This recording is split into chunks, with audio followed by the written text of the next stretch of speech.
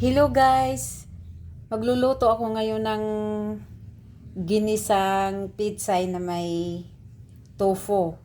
Ano siya, pang-healthy food. Ayan siya, ito yung aking mga sangkap. Ito yung pitsay. Ayun, natadtad ko na. Ito yung dahon. Tapos ito yung ulo ng pitsay. Binukod ko kasi di ba matagal siya maluto. Mas ano siya, matigas. Tapos ito yung tofu. Ayun, naka-square.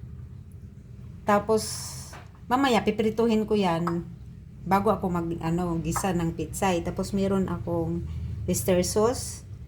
Tapos, siyempre, sibuyas saka bawang.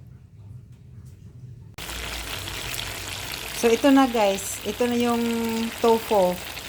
Yun, piniprito ko na siya. Iba-brown ko lang yan siya magkabilaan. Babalik ka rin ko yan pag nagba-brown na. So, ayan na guys. Binaliktad ko na.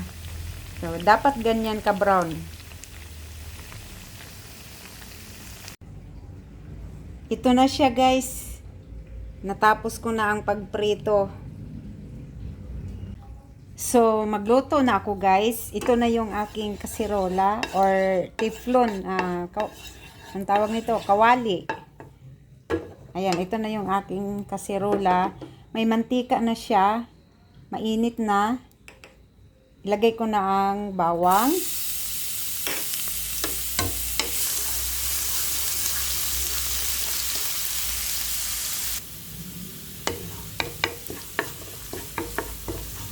Kaya ito, nag-brown na ang aking bawang.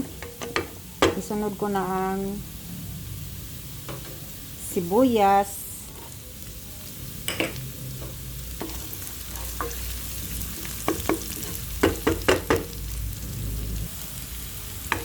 Ito, mabango na ang sibuyas at bawang. Isunod ko na ang ulo ng pitsay. Kasi hindi ko yan pagsabayin kasi matigas ko eh. So, ito siya guys. Medyo luto na ang ulo ng pitsay. Pwede ko na ilagay ang tofu. Lagay ko muna yung tofu.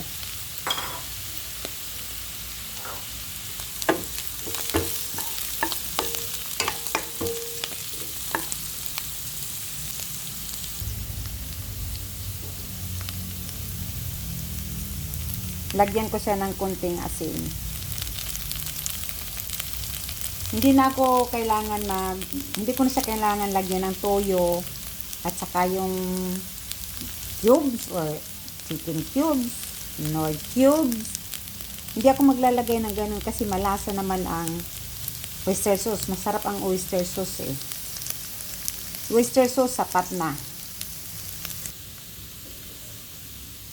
Ilagay ko na ang oyster sauce.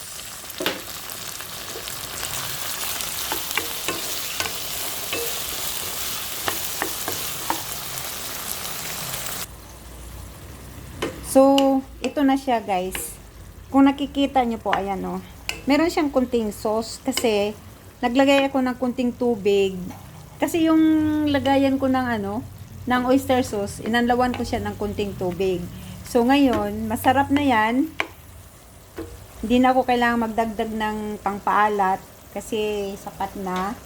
Ilagay ko na yung dahon ng pitsay.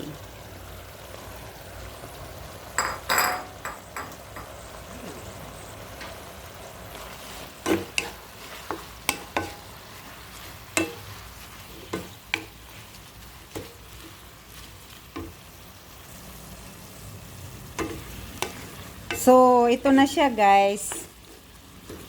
Ayun na luto na yung pitsay. Ayun, okay na to siya guys. Ayan na, thank you for watching. Bye!